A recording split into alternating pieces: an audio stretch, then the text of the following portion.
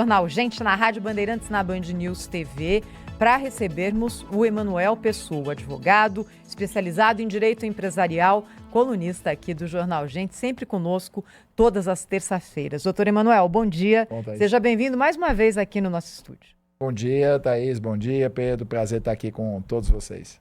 Olha, acho que o assunto desse começo de semana ainda é tarifa. Eu tô doida para virar essa página, não aguento mais falar de tarifa. A questão é que aconteceu a reunião entre Trump e Lula na Malásia no domingo, depois mais uma reunião entre a diplomacia ontem e as portas aparentemente abertas. O que é que tem atrás dessa porta que está se abrindo, Emanuel?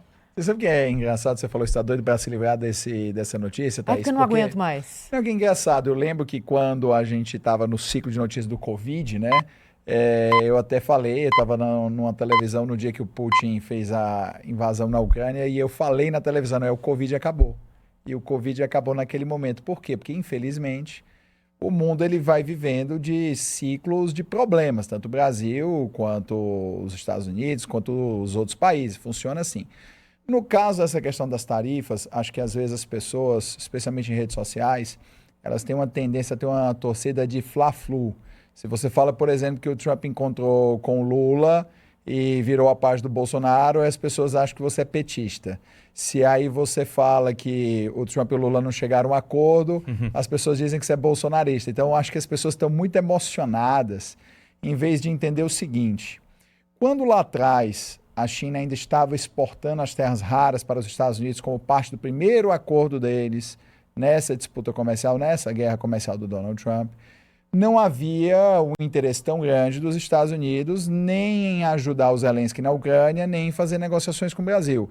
Tanto que o Trump, naquele momento, ele estava se mantendo claramente contra o financiamento da Ucrânia.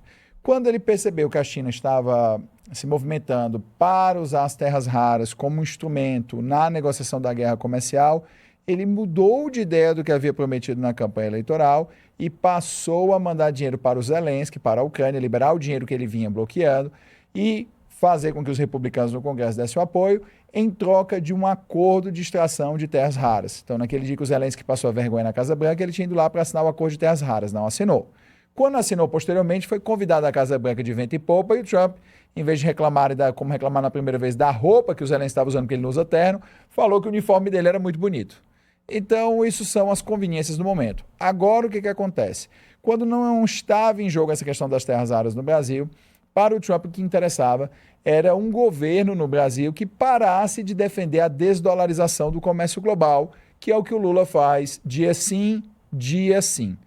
Quando houve essa recente suspensão da exportação de terras raras e se percebe que a produção, extração e refino de terras raras na Ucrânia vai ser em volume muito menor do que poderia ser no Brasil, além das questões do próprio conflito militar, muda a perspectiva. O Donald Trump olha para o Brasil e diz, olha, Brasil, isso é bem mais bonito do que eu pensava. Então, nesse momento, para o Donald Trump é mais importante as terras raras. Então, ele passa e senta com o Lula. Ele não precisa gostar do Lula. Como você aí muitas vezes trabalha com pessoas que você não gosta e você precisa fazer isso. E também o Lula não gosta do Trump, ponto final. Só que para o Lula vai ser conveniente nesse momento conseguir os investimentos em terras raras. Por quê? Porque o único país que domina tecnologias nesse sentido a nível gigantesco é a China. Os Estados Unidos têm a tecnologia, mas não têm os minerais em seu território em volume. Então os Estados Unidos podem, se o Brasil jogar direito, fizer como nós fizemos na Segunda Guerra Mundial com a CSN para trazer siderurgia para o Brasil, dizer que beleza, vocês podem extrair minérios das terras raras no Brasil. Contudo, o Brasil não vai exportar terras raras brutas, que hoje nós exportamos brutas. O Brasil vai exportar somente a refinada. Se isso acontecer, você instala a indústria de refino no Brasil. E o Brasil pode ir mais além, só vai poder exportar uma cota X. Porque as empresas americanas, que hoje ficam reféns de ficar na China porque necessitam de componentes avançados, vão se instalar no Brasil por falta de opção. Então você pode trazer uma fábrica da Apple para o Brasil, uma fábrica da Tesla para o Brasil, fábricas de componentes militares, satélites, se isso for feito de uma forma correta, se as pessoas pararem de ser apaixonadas por políticos e entenderem que isso é uma negociação puramente comercial. E o Brasil precisa sair de uma política internacional partidária para uma política de Estado, ou nós vamos jogar fora mais um bilhete premiado. Pois é, mas parece que faltam adultos na sala por parte do Brasil, né, professor? É exatamente isso. O que me pareceu é o que parece, né, para todos, não a mim apenas, mas assim, o Brasil está mais eufórico com o fato de o presidente americano ter recebido o presidente brasileiro do que com as perspectivas de uma negociação que se inicia, né? Você percebe isso? Há de fato um interesse tão exacerbado assim do governo americano ou é técnica de negociação assim? Não demonstra muito interesse para valorizar a sua própria demanda. Claudio, você sabe que eu me aventuro um pouquinho em rede social, né? Fazendo os comentários lá, eu vejo que você também faz, e aí você, como eu, deve perceber os apaixonados, né? Pessoas que a gente conta uma coisa, já faz uma elucubração, no linguajar popular, um fanfic. Então, tem gente questionando, se o Lula e o Trump tivessem dado bem mesmo, por que as tarifas continuam? Bom, primeiro, tarifa é instrumento de pressão para a negociação das terras raras ficar melhor para os americanos. Então, os americanos têm interesse, Cláudio? Claro que tem. Eles vão entregar o jogo? Lógico que não, eles são profissionais. O que eles querem é obter a concessão da exploração das terras raras para exportar o bruto. Então, eles não vão levantar as tarifas agora, porque eles vão tentar usar a tarifa como algo para impedir que o Brasil imponha o refino aqui e imponha controle de exportações. Então, os americanos querem? Querem. Vão dizer que quer? Não. Porque em toda negociação corporativa, Cláudio, que é engraçado, né? Eu faço muita diplomacia corporativa em viagens. Se você entrega tudo que você quer de cara, Cláudio, é óbvio que o outro lado vai obter mais e mais concessões, porque ele já sabe qual é o teu objetivo final. Então, os americanos, nós sabemos qual é o objetivo, mas ninguém sabe qual é a quantidade, até onde eles estão dispostos a ir, o que eles querem, o que eles topam ceder ou não. Então, o governo brasileiro precisa ser um pouco mais cauteloso. Só que o governo brasileiro é comandado por políticos brasileiros. E você que assiste a gente precisa colocar de uma vez por todas na sua cabeça que o político que está no Palácio do Planalto, seja de esquerda, direita, centro, cima, baixo, dentro ou fora, ele não se importa com você, ele não dá a mínima para você. Se ele desse a mínima para você, os problemas do Brasil seriam resolvidos, porque todo mundo sabe quais são os problemas. Tanto que desde que a gente é criança, e aqui temos comentaristas e apreciadores de idades variadas, sempre se diz que o que sobra no Brasil é técnico da seleção brasileira e economista, porque todo mundo sabe os problemas do Brasil, mas não querem resolver. Porque se os problemas fossem resolvidos, esses paspalhos que governam o Brasil, e governar é Congresso e Executivo, jamais seriam eleitos, porque eles só são eleitos no sistema que existe agora. Num sistema que não existe hoje, nós não teríamos esse tipo de discussão pequena, estúpida, tacanha, de pessoas que todas as vezes são envolvidas de lado a lado em todo tipo de escândalo. Então, Cláudio, no final do dia, o que nós precisamos é que os políticos brasileiros sejam algo que eles nunca foram, estadistas. Que eles não pensem só na foto que vai ajudar na próxima eleição, porque essa foto é boa para a campanha eleitoral, mas ela não se traduziu ainda em um acordo. Isso não depende de ser o presidente da esquerda, o presidente da direita, do centro ou do que for. Os políticos brasileiros têm esse comportamento deplorável de colocar os seus interesses pessoais sempre em cima dos interesses públicos. Eles não têm percepção do momento histórico que vivem, não têm percepção do poder que exercem e muito menos ainda têm qualquer percepção do sofrimento que o povo brasileiro passa por conta das bobagens que eles fazem dia sim em Brasília. Então, respondendo mais diretamente a sua pergunta, o governo americano está negociando, manter as tarifas é um instrumento de negociação e o que eles querem é a exportação bruta de terras raras. O que nós queremos é refino e controle de exportação. Emanuel, bonjour para você, que bom estar de volta aqui das férias. Você sabe que a gente fica de férias, mas estamos sempre ligada no noticiário, em todas as coisas que estão acontecendo. Infelizmente é um vício de jornalista, mas é a nossa vocação, o que nós vamos fazer, né? E o que eu queria repercutir com você é justamente a América do Sul nesse momento. Nós agora do Jornal Gente, nós divulgamos há pouco a pesquisa da Paraná, né, que mostra que a rejeição ao presidente Lula continua alta. E, ao mesmo tempo, a gente observa nossos pares na América do Sul, Bolívia, Argentina, onde a direita está tomando conta e está vencendo as eleições, inclusive Trump ontem deu parabéns para Milei pela virada nas legislativas, etc. Como é que se analisa esse contexto e como é que a gente já pode projetar alguma coisa para o ano que vem? Sônia, bom dia. Olha só, sabe o que é engraçado no Brasil? Se a pessoa é de direita, ela é chamada de extrema-direita. Se a pessoa é de extrema esquerda no Brasil, ela é chamada de centro-esquerda.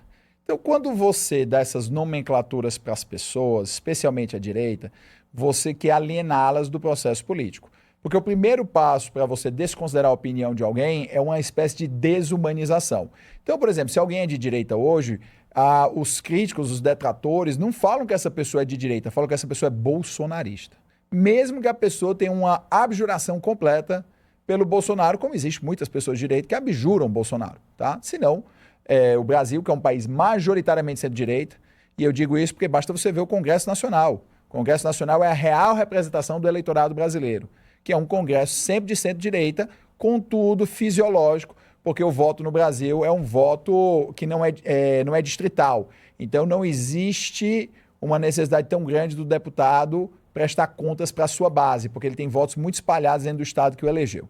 Então, quando você para pensar nisso, a América do Sul, de forma geral, ela é de centro-direita. Só que a centro-direita na América do Sul é fragmentada e a esquerda é muito mais organizada. Nas eleições do Nixon, quando ele parecia que ia tomar uma surra, né, quando ele foi se reeleger, o Nixon disse, olha, eu vou ganhar.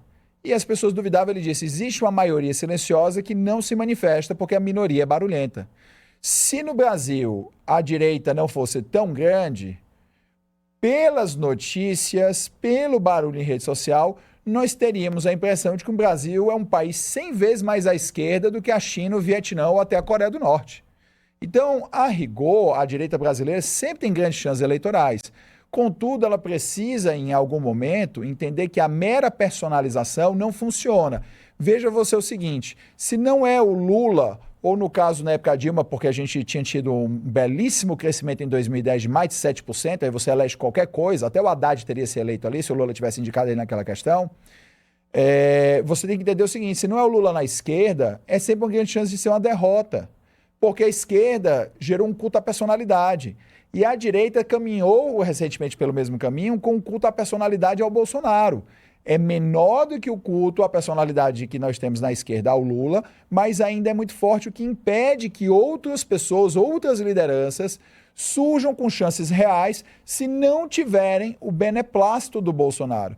Então você veja que, na verdade, os candidatos de direitores do Brasil que estão autorizados a concorrer, todos eles procuram a bênção do Bolsonaro, porque sabem que se tiverem a oposição do Bolsonaro, vão perder quase metade dos votos da direita. Então, a direita brasileira, se ela quer ter chances reais de chegar ao poder e de realmente aplicar as suas políticas públicas, ela precisa ter um pensamento que vai além de pessoas, mas um pensamento mais concentrado em ideias.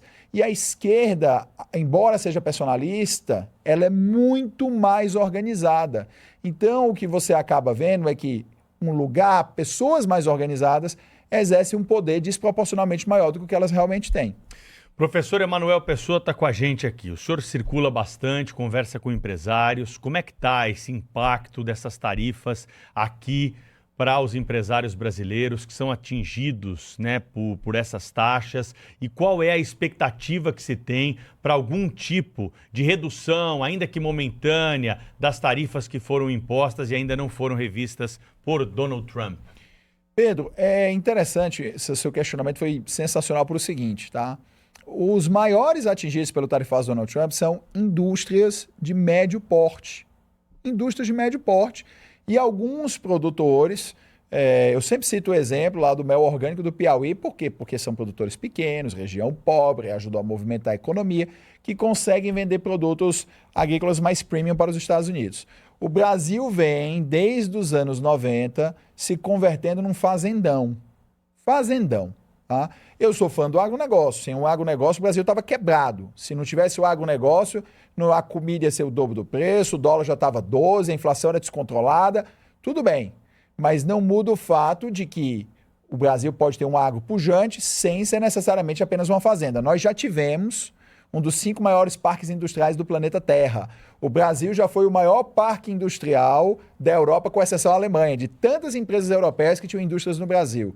O Brasil já teve parque industrial que não chegou a ser do tamanho do Japão ou da União Soviética, mas era suficiente em termos de produção para dizer, nossa, é relevante. Só que o populismo cambial dos anos 90 dos anos 2000 e do começo dos anos 2010, que passou por Fernando Henrique, Lula e Dilma, geraram no Brasil o que a gente chama de doença holandesa, que é quando você tem um boom de commodities, o câmbio se supervaloriza, o governo não toma providências para isso e a indústria nacional ela fica completamente arruinada em frente à competição à indústria estrangeira porque os produtos ficam muito baratos. Então fica caro exportar, barato importar. Então o Brasil perdeu toda a sua produção industrial. O pouco que resta, que ainda sobrevive, que é pífio diante das potencialidades do Brasil, é o que mais sofre com a questão das tarifas, porque os Estados Unidos hoje são o país que mais absorve, junto com a Argentina, a exportação de produtos industrializados brasileiros. Quando você exporta para a China,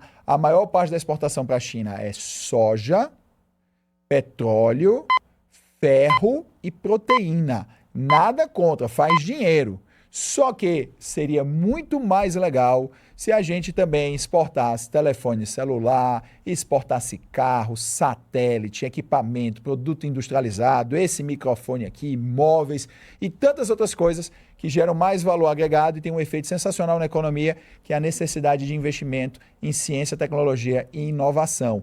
Então, o maior problema hoje das tarifas são para as indústrias médias, principalmente no interior do Brasil, interior de São Paulo, que são prejudicadas com perda de exportações. Outros setores, especialmente commodities, conseguiram uma compensação, mas não exata, mas em volume financeiro, por conta de abertura de mercados. Aí as pessoas pensam, deu tudo certo. Não, o mercado teria se aberto de qualquer maneira, nós estaríamos vendendo mais ainda, teríamos mais dinheiro, estariam entrando mais dólares, teríamos mais poupança, poderíamos investir mais. Então, é sempre bom ter mais mercado. Se você perguntar para o dono da bodega, deixou de vender para um, mas vendi para o outro, não, eu quero vender para os dois, para ganhar mais dinheiro. Então, o empresariado está afetado, principalmente exportação industrial, e mesmo o pessoal de commodity que perdeu vendas, café, por exemplo, poderiam estar ganhando muito mais do que ganham hoje. Deixa eu agradecer ao Emanuel Pessoa, colunista aqui do Jornal Gente, sempre conosco. Valeu, Emanuel. Até a próxima. Obrigado, pessoal. Fica com Deus.